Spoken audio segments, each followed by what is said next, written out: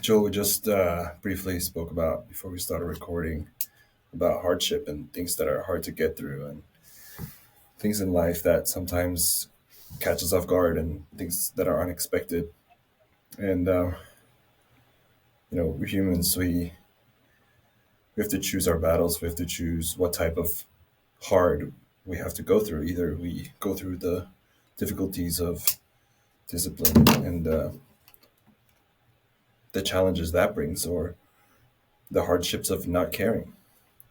You've obviously taken the path of taking responsibility, being accountable for the things that you can control. Have you always have you always had that sort of mindset? Did you grow up around people who taught you that? How did you understand that that was the way for you to go when it came to challenges and dealing with hardship? I think for me, the world sort of teaches you that you can do it on your own. Like it's about yourself, right? It's, self-help books. It's how do you help yourself? So for most of my life, I would say I've tried to do it on my own. Um, and I failed at doing that. And I can look back at a very distinct moment in my life. To give you like the actual date would be August of 2011. It was kind of like my most broken part of my life, the lowest part of my life. Um, and I was broken because I was trying to do stuff on my own. It was kind of that moment that I had realized that, um, I would kind of say I was a Christian before then. But that was kind of the moment that I decided, like, I can't do this on my own as Joel. I need help. And that's where I would say I fully surrendered myself to the Lord and, became like an actual Christian. And I think as I have like matured in that, there's also this idea that you don't do life with just you and God. You do life with you, God, and other people.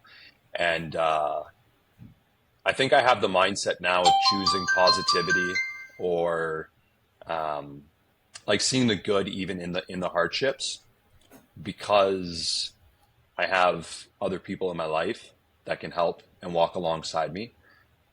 There's a Bible verse, Ecclesiastes 4:12, I think it is.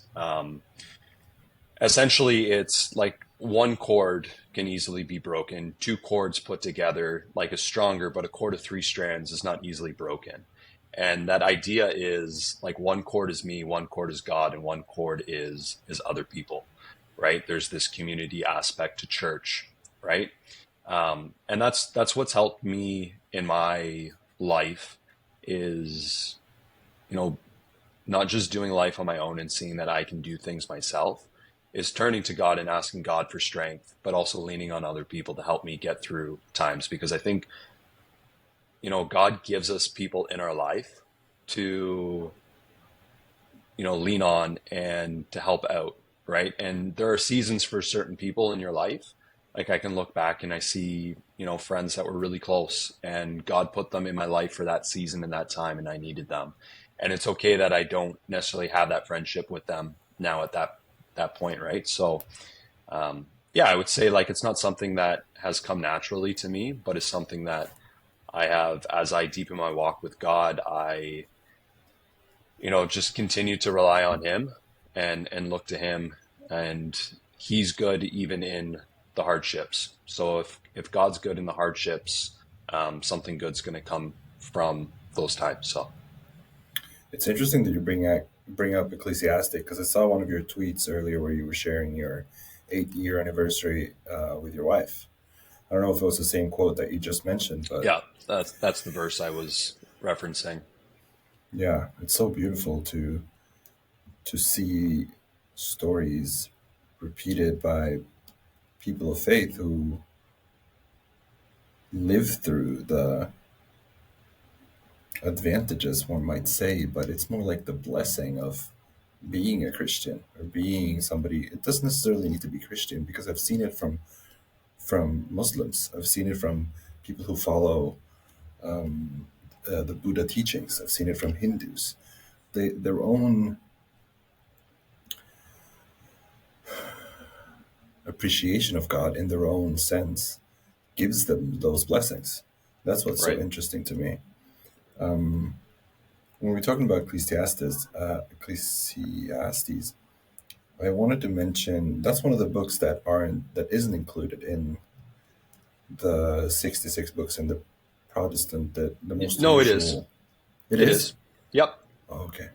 Yep. Because I might have confused it then. Because there are 11. Because there are 66, right, in the There Bible. are. Yep. But there were 11 that were left out in the 1600s.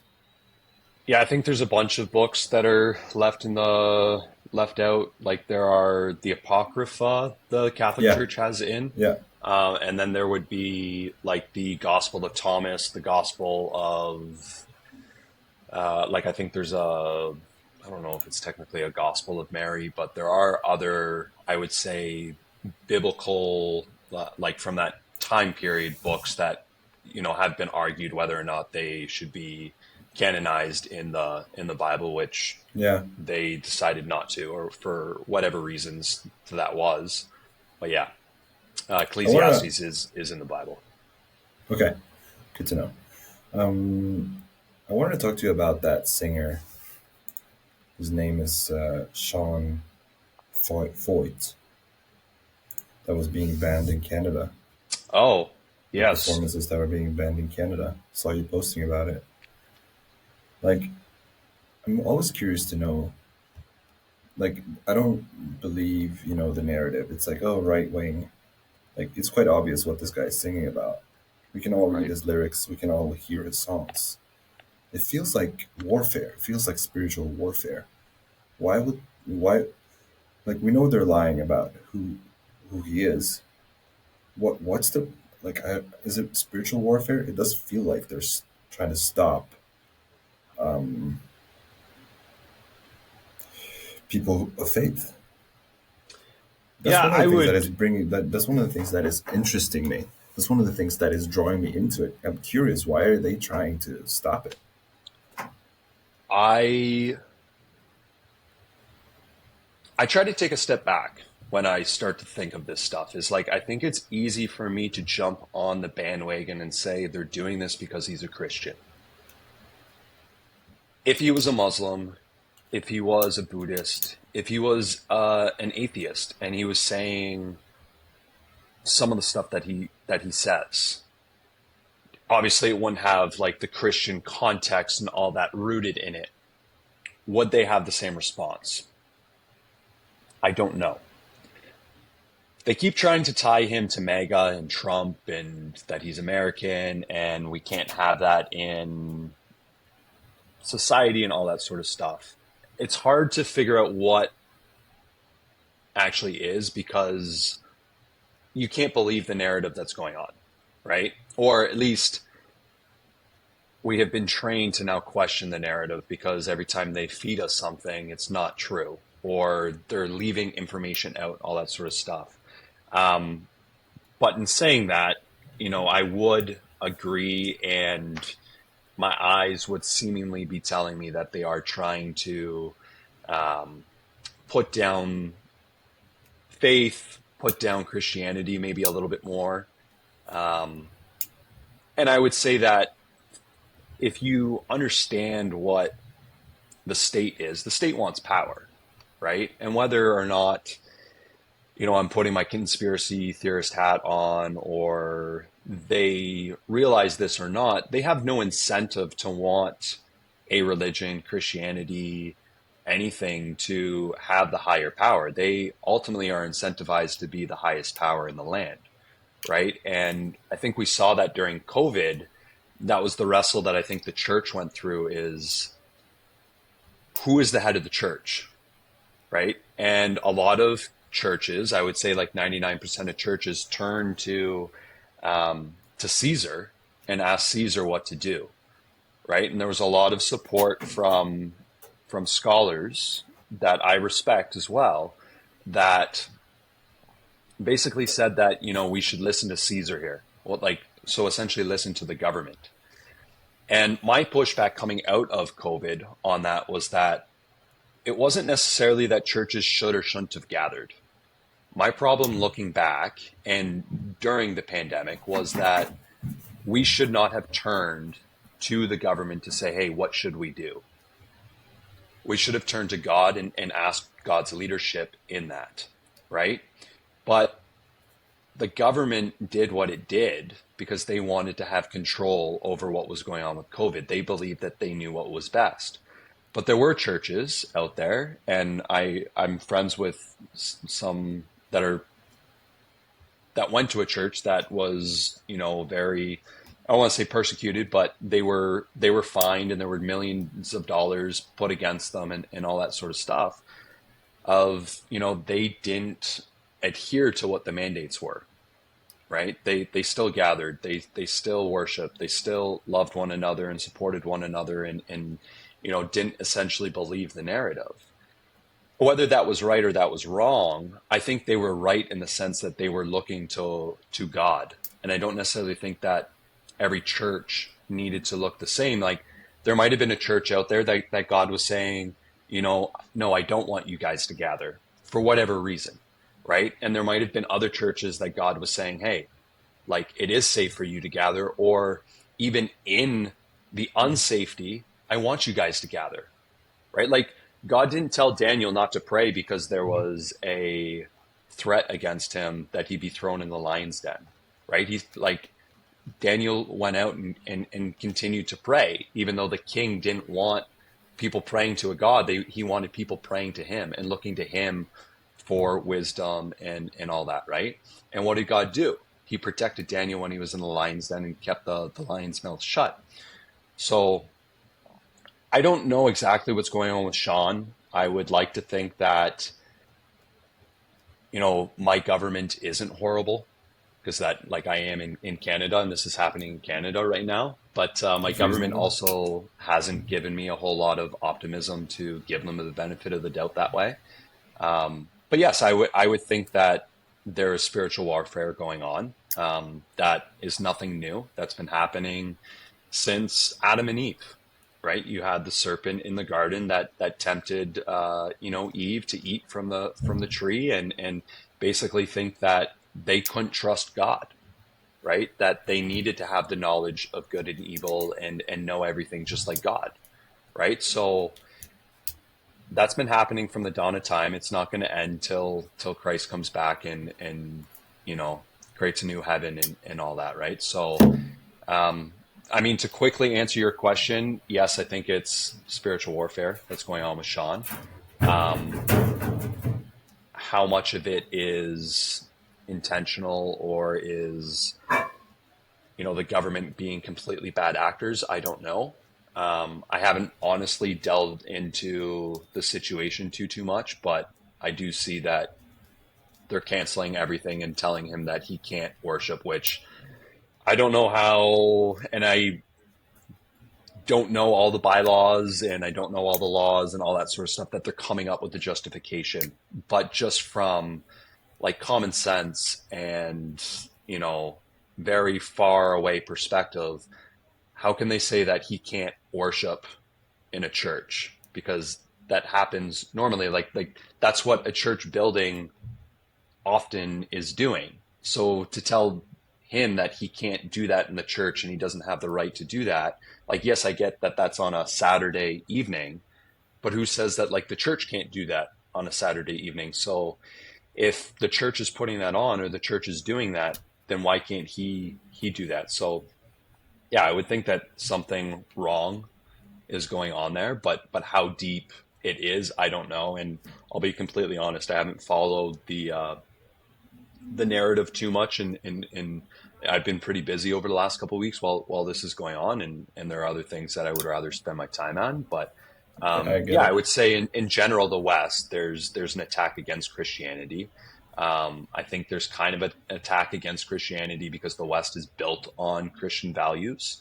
And there's somehow and for some reason trying to decay a lot of that and what, kind of the West stands for. So, Yeah, it's hard to know if it's malice or just, I don't know, incompetence. I don't know if it's, I don't know who even give these directions. That's, I know this taps into like the conspiratorial aspect of things, but it's just so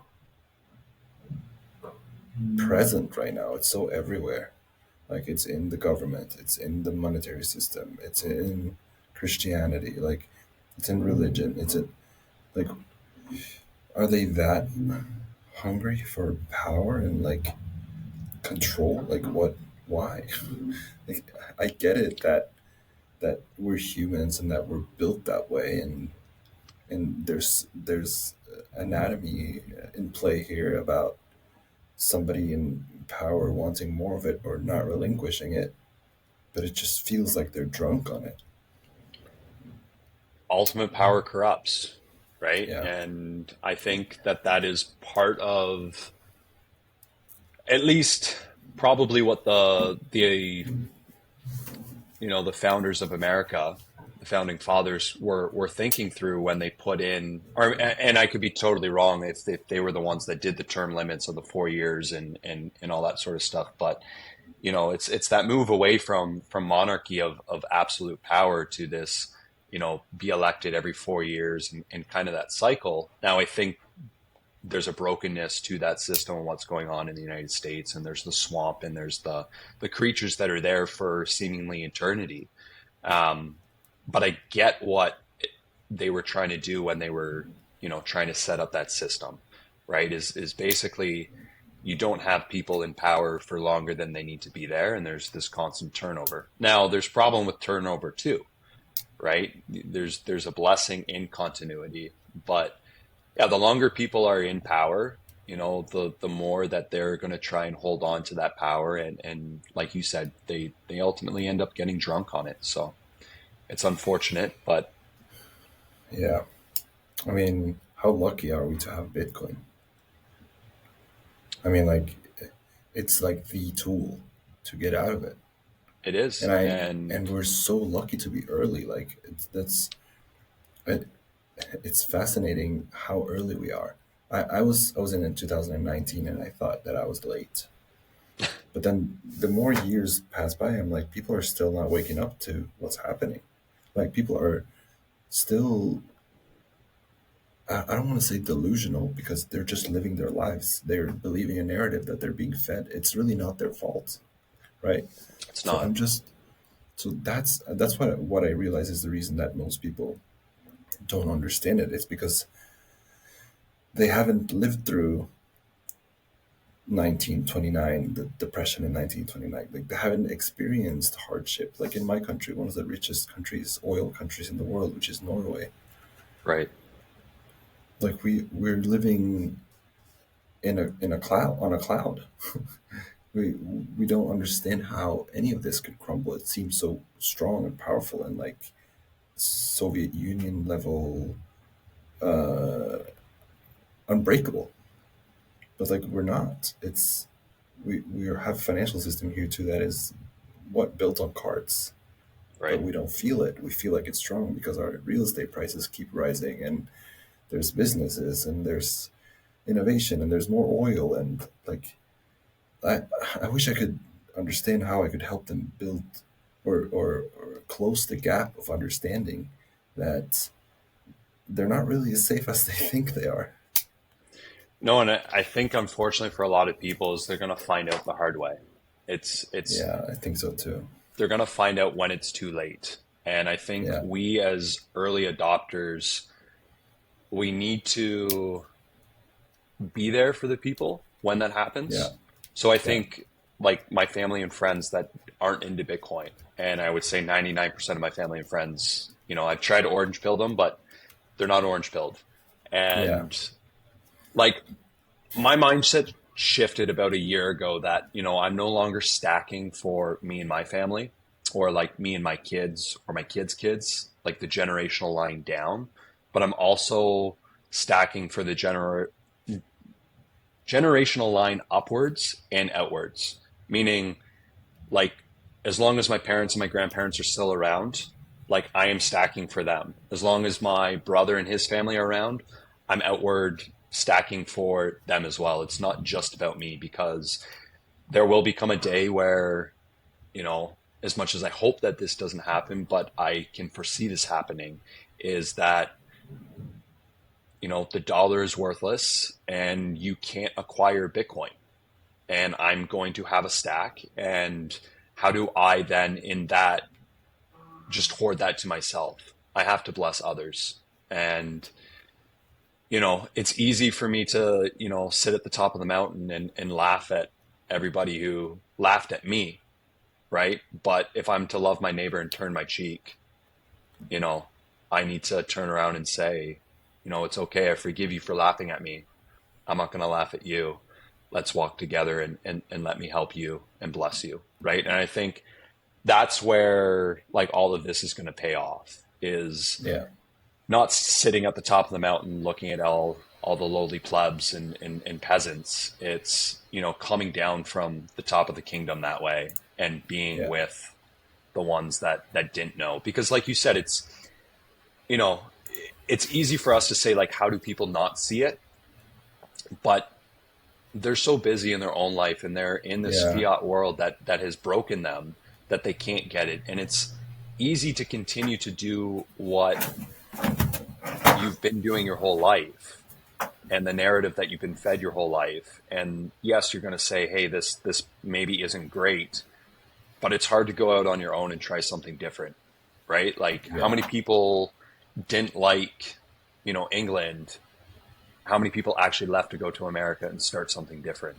It was a Yeah. few, right? I mean, I'm sure there's a lot of people that stayed back and said, we don't like the monarchy, we don't like the taxation, we don't like this, we don't like that, but they didn't want to put in the work, or it was scary to do something else, right? Sometimes, even though you're in an abusive relationship or you're in something that you don't like, sometimes it's just easier to be in that because at least you know what you don't like. The Yeah. unknown can be scary, right? And Yeah. Bitcoin is unknown. And then you start learning about Bitcoin, and then you start hearing about ETH and XRP and Caspa and Dogecoin and all these other meme coins. And it's like, well, what is that, right? We were just in DC over the weekend, and I met up with somebody at the Nationals game. And Terra Luna has a contract with the Washington Nationals, and to Mm. be like a club sponsor. And Mm. apparently, at the time, like in 2020, when that deal happened, the Nationals were a little wary of Luna, so they actually asked Luna to pay upfront for the sponsorship, and they did. So obviously, if you've been around in the crypto industry for a while, you would know Terra Luna. It's crashed and the stable coin is gone to zero or whatever. But they still have like Terra Club. And we walked by and we said to the security guard who was kind of controlling the security, the club, that like, do you know what that is? And he kind of looked back at it, and then he goes, yeah, it's a Bitcoin. And we both laughed, like, yeah, we get what you're saying. Like, no, it's Bitcoin, but yeah, it's something completely different. So people have that It's a confusion, great, right? yeah, it's a good segue to one of the Just a questions second, that I my have for. my Yeah, son sure. needs something here. What do you Please need? take as much time as you want. What's that? Oh, you want an apple? Okay, he's hungry. Just a second. Sorry about this. Please don't take your time, brother. Do we have any? That's adorable.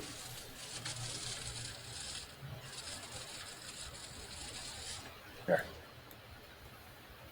you got both those.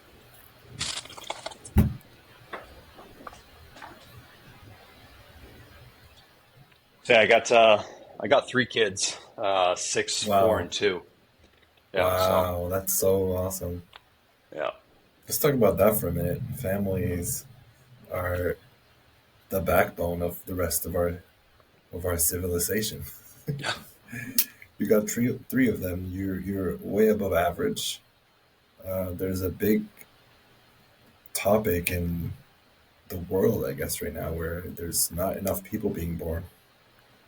Like how it's so important to have kids for our species to continue surviving. It's crazy. Have you heard about this? yeah, yeah. I don't get it, because you have like Christian people who you would think, or like really any religious people you would think would be about reproducing and making babies and Yeah. that.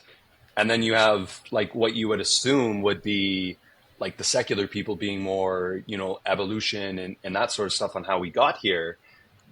Like evolution doesn't work, or like survival of the fittest. Like either way, I don't understand how we don't all want to reproduce and make more babies. But um, somewhere along the way, they've convinced us that somehow it's bad, and having babies leads Yeah. to global warming and all this sort of stuff. So no, I would say we need more babies. We don't Yeah, have enough for people in the sure. world.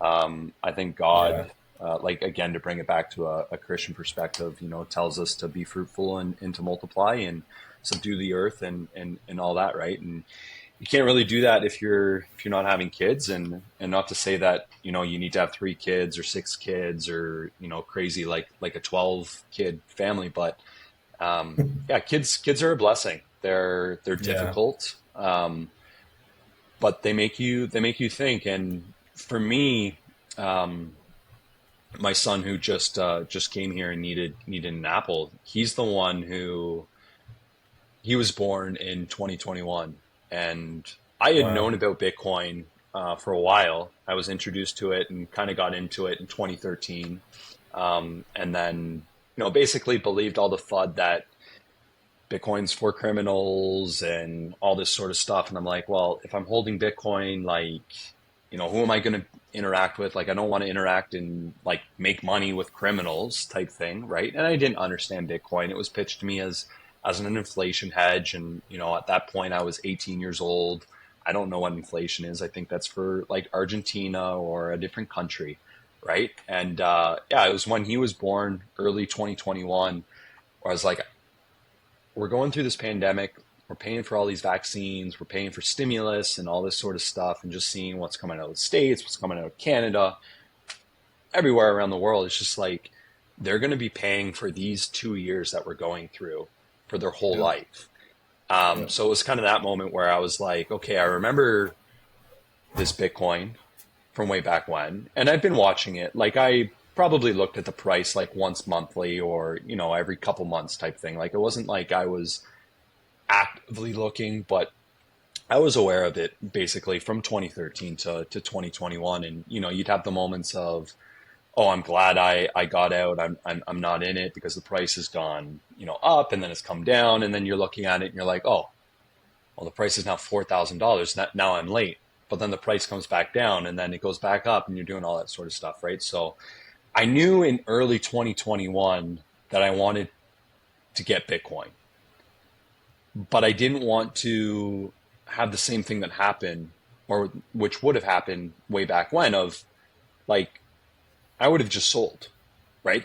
There was this mindset shift that this isn't just money for me. I don't need to get rich, but I need generational wealth. I need protection for my kid, right? Yeah. So I took from January to about October to like figure out what is Bitcoin, right?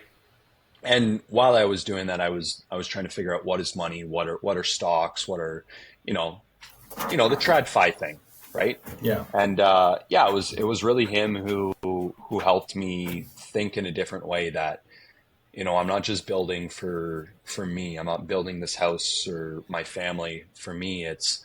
You know it's them. There's us. There's a Yeah. we.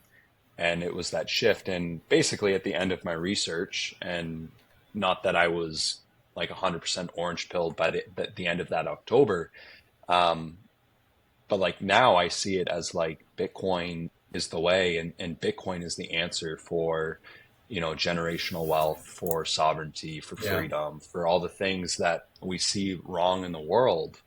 And that's why I Bitcoin. And yeah, a large, part of why I Bitcoin is because of my kids. So I love they've that. definitely blessed me that way. Yeah. Maybe I should get kids so I will stack harder. Yeah. You got to stack kids and stack sats. I love that. I think one of the things that people struggle with, at least here or maybe in Western countries in general, is that freedom to them is a term that is strange because they've had it. all their lives, and not only all their lives, but their parents had freedom and their grandparents had freedom. Especially here in Norway, we've had multiple generations where we've been well, and I think that's one of the reasons that them thinking that they'll lose it is like you're talking mumbo jumbo. Because what do you mean I'm going to lose this? Like, I have every opportunity in the world. I'm the luckiest person on earth because I'm from Norway. Here, there's always opportunities. Here we have oil. Here we have a good and honest government, which we don't, but most people do believe that. So it's strange to talk about freedom here because it's like, what do you mean? Like, what what freedom? You mean like regular life? Like, it's strange. It's like the air. Yeah, it's like the air. Yeah. It's like, 9:30 and the library yeah. Will close in 30 Do you hear that? Yeah. It's okay. Sorry about that. I rented a room for this conversation, or for I had one earlier today as well. I thought it was going to be a door here, but there was no door. Oh. So it's just like a little cell without a door. So, but yeah, it's going to be okay. Yeah, I don't know if you want to build on that, or I can just jump us on to a different. Oh, we can go to something different. Sure. I had a few notes here that I wanted to talk to you about. Yeah, we're talking about family, and it's a question that I see other interviewers talk to their subjects, and I always think about when I'm going to have kids and how I want to be a dad. I always, at least a few times a week, I envision myself interacting with them. I don't have kids yet, but I do want them, and I always think about what I will leave them with. I always think about, not necessarily in wealth, but well, maybe you can uh, call it wealth, but it's more of wisdom. Like, how will I help them be individuals? How will I help them be self-sustaining? How will I help them be independent? So, the question I might want to ask is, uh, what's the lesson you're going to instill in your kids before you leave for the afterlife? The first thing that comes to mind is to love God and to love others. Um, you know, that is my biggest hope in life, is that they know God. Um, I think the scary thing in being a father, or having been a father, is kind of all the negative things that I see that my kids do that I have taught them. It's the Unintentionally. unintentionally, or even just like, yeah, it's like my goal is for them to love God, right? Is to love others. But then, I get angry and I get upset, right? And I yell or I scream or I, you know, break something out of frustration, or I do something that, I shouldn't do. And then I start seeing them do it. And that's that real like kick in the pants. Like, you say you're a Christian, you say you're a good father, and like I am, and I know that I am. I'm not, beating myself up with that, but it's, they're a reflection of who I am, right? And then when I'm being upset that, they're having a temper tantrum or they're doing something that they shouldn't be doing, it's like, well, I've taught them that. And, those aren't the things that I want to teach them. So bringing that back to like Bitcoin is like right now, I don't use Bitcoin, right? I just stack and I hodl. And there's a part of me, like I am being convicted lately to want to actually spend my Bitcoin and use Bitcoin like completely as much as I can. Like, we're kind of stuck in this world between like fiat and Bitcoin, right? And we can't just use Bitcoin for everything.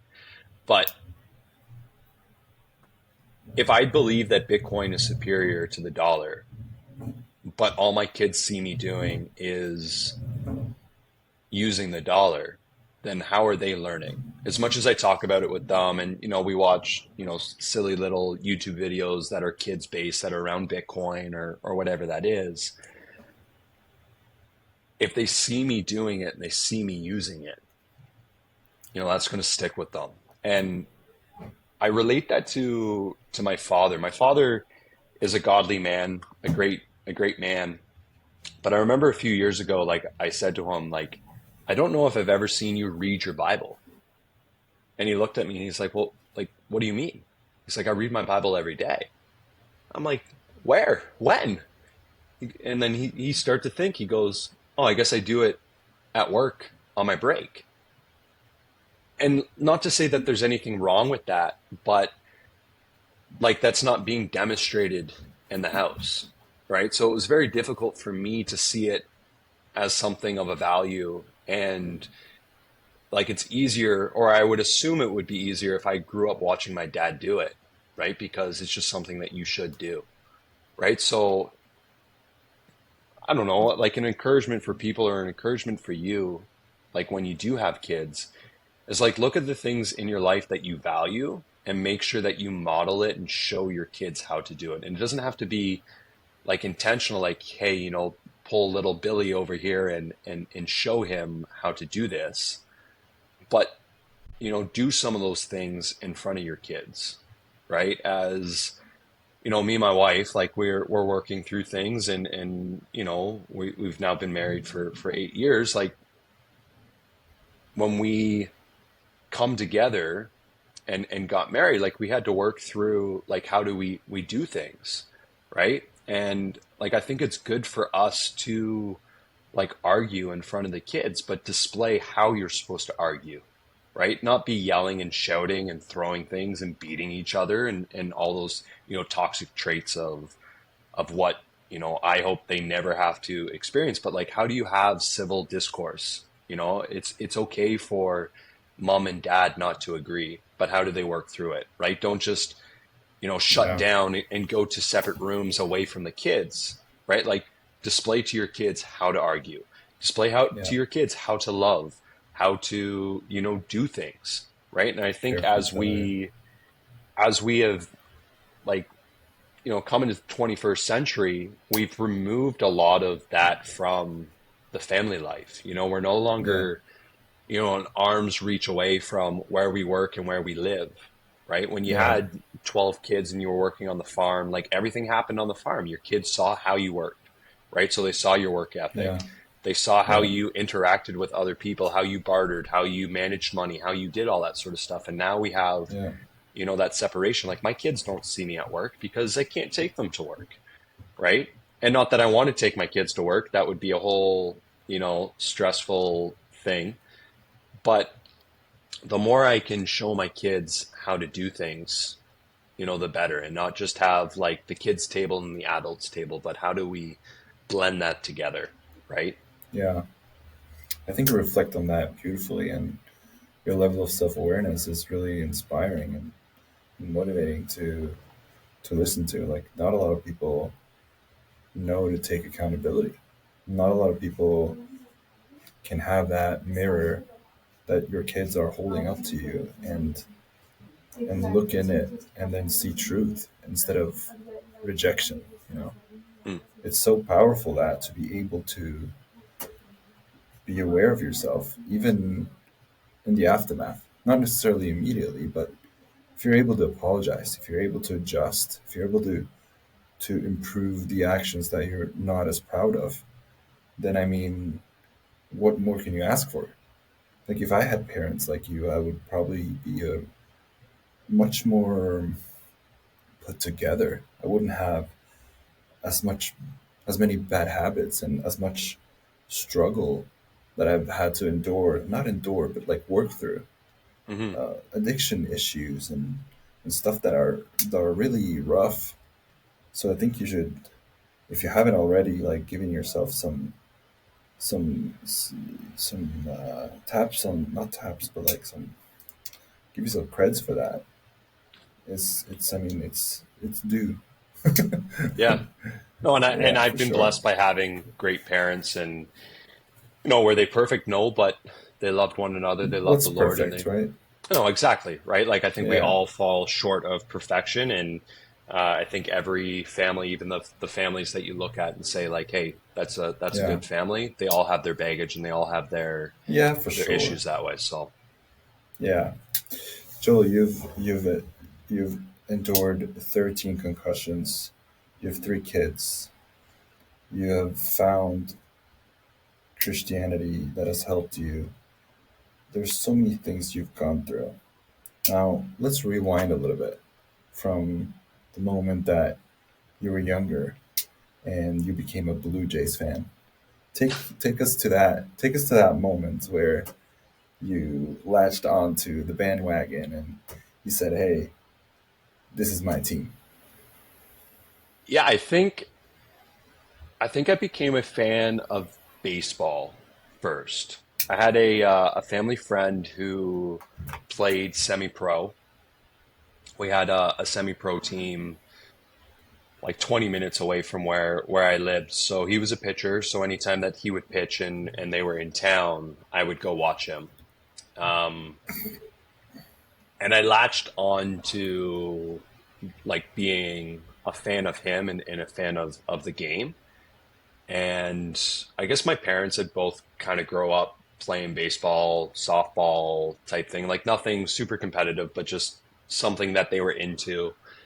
They got married in 92, 93, which is when, or sorry, they got married in 92 and the Blue Jays won in 92 and 93. So they kind of started their marriage off, I guess, with like the high of Blue Jays baseball and all that, right? And yeah, I guess it was just something that was in the house. And it was actually the guy who I went to go watch that played for the semi-pro team. His family somehow had tickets to the Blue Jays game that they weren't using and uh, gave them to my dad. My dad was like, well, you know, you're old enough now. Like, let's go. And I might have been 7 years old, maybe 6 years old or something like that. Like, I don't remember a whole lot of the game, but I remember going to the game, sitting in the 100 level, you know, far up in the 100s, but being like down kind of close to the field. Um, and like they were good seats, like looking back and doing that. And then basically from that moment on, my dad would take both me and my brother down to Blue Jays games. And That's awesome. um, yeah, it's just It's something crazy how that, these things again, just. Sorry, go ahead. you like connecting that back to what I was saying about having kids is that it's not just a, you know, a one-time moment of like, oh, I'm a Blue Jays fan, right? It's kind of like these accretive things in life that made me a Blue Jays fan, right? And you know, I when I look at other things in life, and we're talking about Bitcoin or we're talking about Christianity, like I don't think people get orange pilled in one moment. I don't think people, you know, come to accept the Lord in one moment, right? There's a journey to that, and it's okay to be on the journey. So, Yeah, man, I love that. I think that's a good way to put a wrapper on it. I really appreciate your time. I really appreciate your insights, and I'm really glad I reached out to you and had this conversation. And I really hope that we can do it again sometime in the future. yeah, no, this was awesome, and I hope that we can kind of continue to build on this and develop more of a friendship. And I really do appreciate you having me on and taking the time to ask me some questions because I find when people ask me questions, it's when I start to think too and can reflect. So I hope that I have shared some kind of value in that. But if for nothing else, you actually have given me value by just being here to speak. So thank you. Thank you for that. I appreciate that. Thank you so much. Yeah, you're welcome. Talk soon. Talk soon. Take care.